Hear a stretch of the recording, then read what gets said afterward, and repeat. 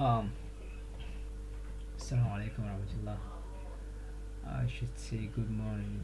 It's almost 2 a.m. I don't know what happens to my clock. It's showing opposite. So actually, we've already did a lot, to be honest. And when I look back, I saw what we did. These 13 things. They are the main things that we've already discussed. You see, how's the mic? That's good. These 13 things, they are the one thing that we've already discussed. So I decided to make like a little recap on there to make sure that I didn't left you behind. So I'm gonna open a terminal real quick. I'm gonna move it here, and then we're gonna have the notes closer to us. So you already know what this command does. This command is stands for print working directory, right? Print working directory ls scic, we go to desktop, say pwd it print where am I, right? Sure. And then cd is change directory. For example, I see cd dash home, I press ls, I'm gonna see all the users in this pc. So I'm right now in home. Say pwd, I'm already in home. You see it, right? Okay, sure. And you already know ls is the most used command in Linux. ls is lists and directories. For some reasons I'm typing. And then if you still remember, we talk about creating files, and I told you like a various way of doing. You can do it with touch, you can do it with, like, you can say echo something. For example, you can say echo, you can say cat, a lot of commands. If you remember the text editor that I shows you mousepad because it's already installed in your PC. I show you nano, I show you vman, I show you vi, I show you these ones. And then make directory. If you remember, we make directory. For example, let me go back to home. Let me make a directory called recap. If I press ls, you're gonna see recap in here. You see it, right? Sorry, wrong highlight. You see it. So this is how we make directory. If you, as far as I can certainly remember, we'll make a new directory. rm, rm is to remove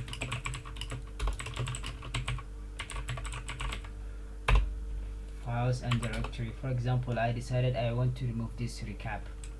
You can just say rm recap, but because this one is a directory, I have to say -d to specify that this is the directory. So see, if I see again ls, you can see there's no recap anymore here. And I told you cp is to copy file, and the usage is like this, cp, and then you set the file name, and then you give a space, and then you set the destination like this.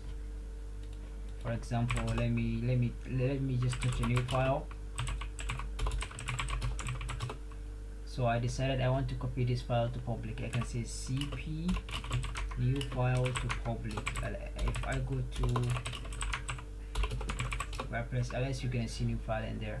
And you already know mv is move, and the way you use it is the same as cp. You just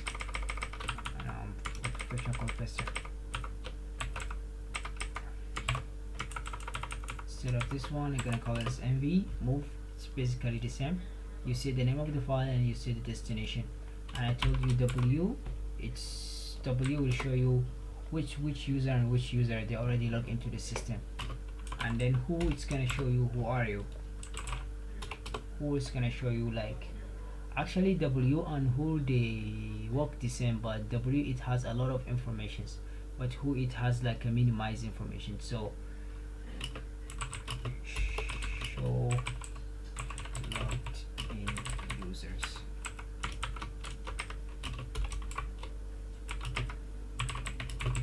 Less info.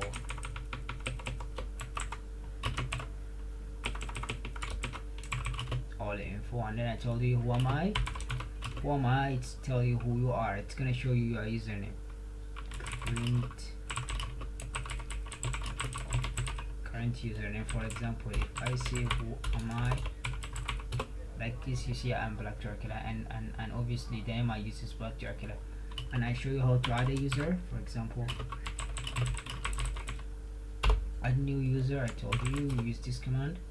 You say user add, and then you type the name of the user. Let's assume I want to add student,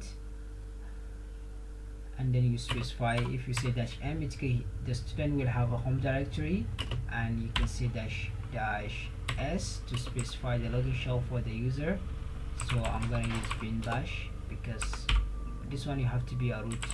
So I gotta call sudo and I type a password. So like if I list the user again, you're gonna see a new user. Let's say ls dash home, you're gonna see a new user called student. So like this. So these are what we've learned earlier. So today I think we should look into files again, because Linux everything is a file. Like you're gonna see today I have like a picture representation of what we're gonna talk about, even though I really don't like using this, but it's gonna make it a little bit simpler for all of us. So the first thing is, okay, so today's thing we're gonna talk about the file permissions that we have. So in Linux, all the files, actually not just Linux, even in Windows is the same, but because you rarely use it like that, so you don't care much about it. So in Linux, we have users, right? Sure. For example, this Black Dracula and this student, they are users here, and then we have a group. So a group consists of multiple users, but they are in the same group. For example, like in class activities or all these kind of things, sometimes you will have the same group, right? So sure, like that. And then all it consists for these people, it consists for user and the group, all of them together. So sometimes when you create file, you want to be only the person who you want to be only the person who is capable of reading that file. You understand what I mean? And sometimes you want to give your group access to that file. You want your group to see what you are doing, and sometimes, let's assume you want to make like a class timetable. So like for example, see that one, it is not an exclusive thing. You want everyone to have access to the class timetable. So you will just make it as like everyone can read it, and for maybe sometimes you can give people like access to write. So this one is just an explanation. Let me come here to terminal and show you exactly how it's been done. For example, you see this new file. It's a file. Let me make this a little bigger. I say ls. This new file, it's a file, right? So the way to see which user or which group is capable of writing this file is by using this command ls tag l. You understand this command? How can I put this inside brackets? I forget. So this command ls tag l will show you the users and the user group and all people. So for example, if I say ls tag l, so you see this thing, let me make it more bigger so that you can actually see it correctly. And let me type the command again. You see this thing? You see the first, okay, so if you can see this thing, it is split into three parts, and the first part you really don't need to care much about it. Let me, this one is not too much clear. Let me search internet. We're gonna get clear thing. Honestly, how can I get it quick? It's Firefox Linux file. I've searched this thing before already. I'm sorry, maybe someone might say I'm using his things copyright, but I'm sorry, bro. Still not exactly what I'm trying to show you. Yeah, exactly, this is what I'm looking for. Let me copy this image and put it in here. Copy image, it should be down here. Okay, thank you. Oh god, that's weird. can I close this place real quick? Okay. So you see, the thing you see here, you see the place is, it is actually split into three. The first part is for the user, the second part it is for the group, and the third part it is for all the users. So for example, the user, if you see the file, it it has R, that means the user can write to that file as, I'm sorry bro, ah god, why did I click at this? Oh, thank God. Okay, so if you see the file has R, that means the user can read the file. And if you see W, that means the user can write to the file. And X stands for executable. So an executable file, it is, for example, like when you make your hello world program, for example, in C or C++. So if you want to execute the file in Linux, you have to tell the operating system, this file, it is an executable, and then the operating system will make it executable. Okay, so like that, you see this one stands for the user, this one stands for the group of the user, and this one stands for everyone. So if you come here, you look at our file, new file, you can clearly see that this file, the user who is this Black Dracula can read this file and can write to the file. Okay, but this file, it is not executable. And if you go next to the group of Black Dracula, everyone in that group can read the file, but they cannot write to that file. You understand, right? And it is not executable for them as well. And if you go to for the all users as well, everyone can read this file, but they cannot write it and they cannot execute it. So for example, right now, let's assume I decided that actually I want my group to be able to write to this file. Okay, so the easy way to do that, we have commands here, and those commands, and we have one command, actually I forget to even write it in here. That command is like this: chmod, chmod, and then the file, sorry, chmod, and then option actually first, and then the file name. So for example, right now I decided that I want the group for Black Dracula to be able to write to this file. Okay, so what I'm gonna do is that is why I have this chart for you. You see these numbers, you see the first one, it stands for 0. 0 means no one can write, no one can execute, no one can view the file whatsoever. 1 stands for executable.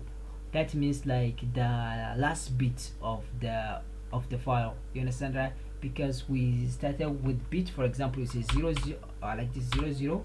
Why did I have triple zeros written in my terminal? I don't know. Let me write it in here, it might be better. Let's also have 0 0 0 like this, 3 zeros. Okay, so if you want to convert these zeros to binary, let's assume you have 1 0 1 like this. It is equals to what? It is obviously equals to 4, right? Oh sorry, 5, my bad. Right now my brain is completely not working. You understand, like this, and let's assume I have 0 0 1. Obviously this one is very so, and then I have 1 0 0 like this. 1 0 0 is what? My bad, it's 4. And what else again? And then let's assume I have 0 1 0, which is what? Which is 2. You understand? So for example, and this 0 0 0, they stand for what? Did they stand in here? They stand for read, write, and executable.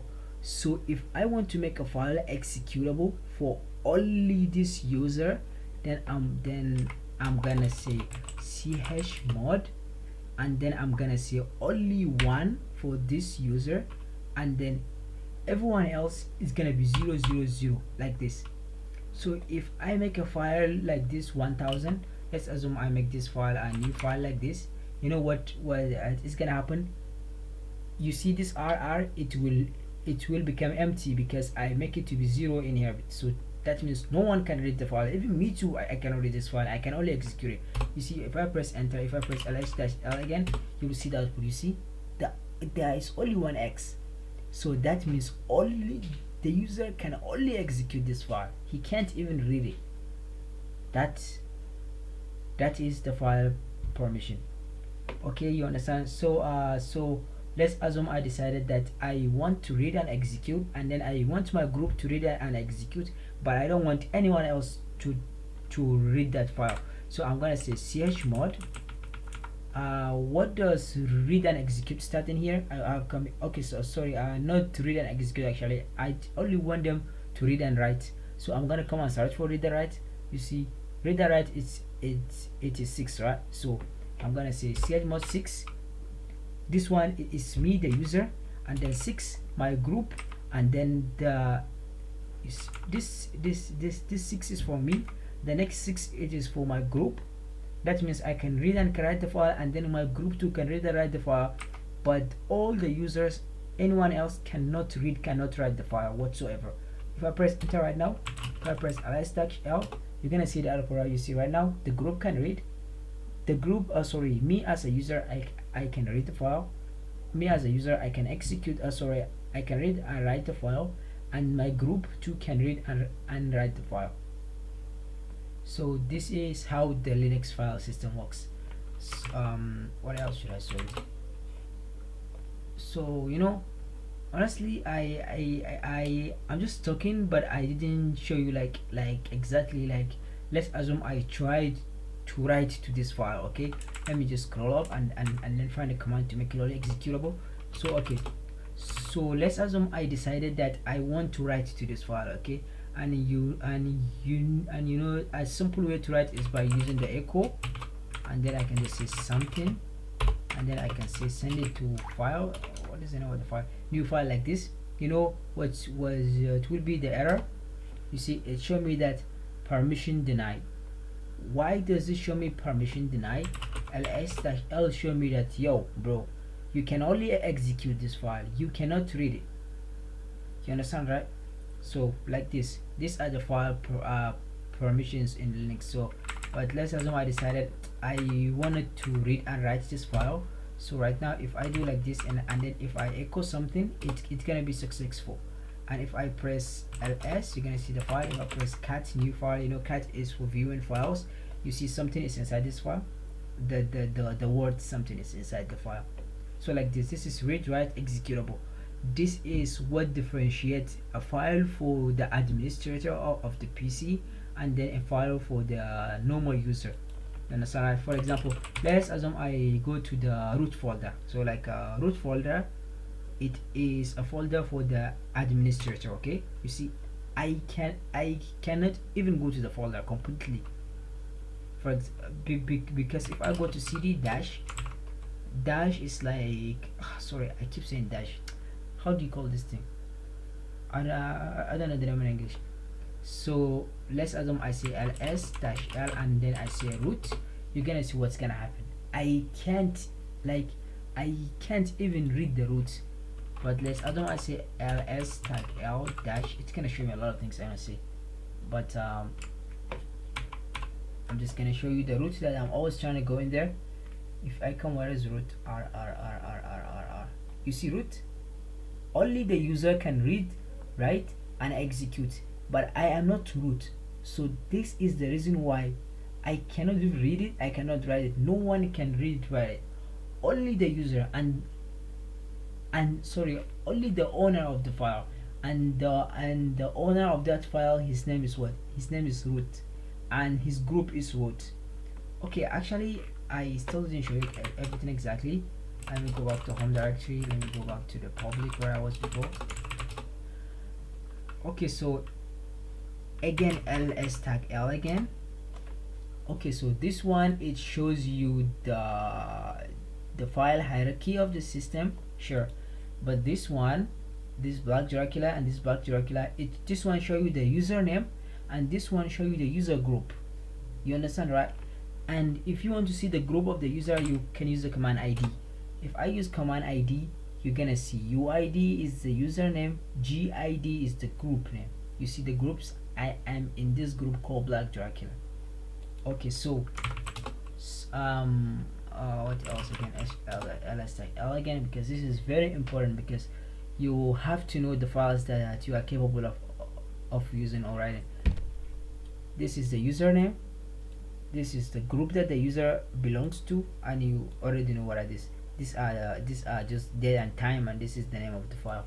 So let me just take a small screenshot and then make it a little bit clear for you to understand, I guess.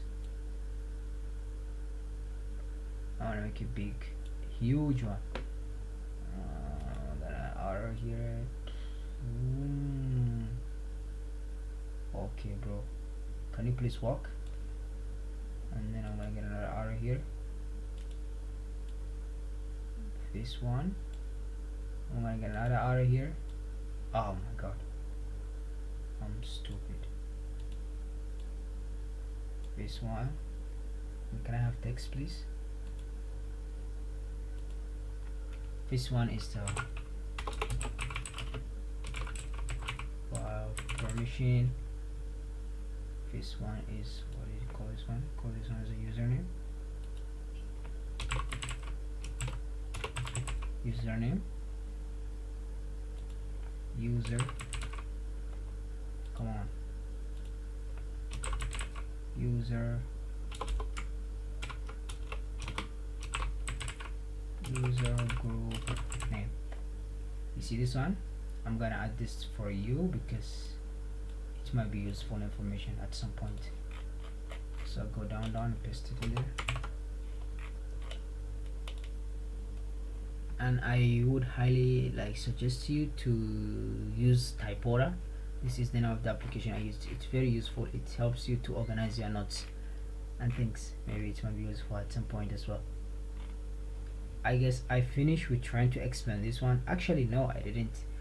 Okay, so maybe let me just record another video. This one is very long right now.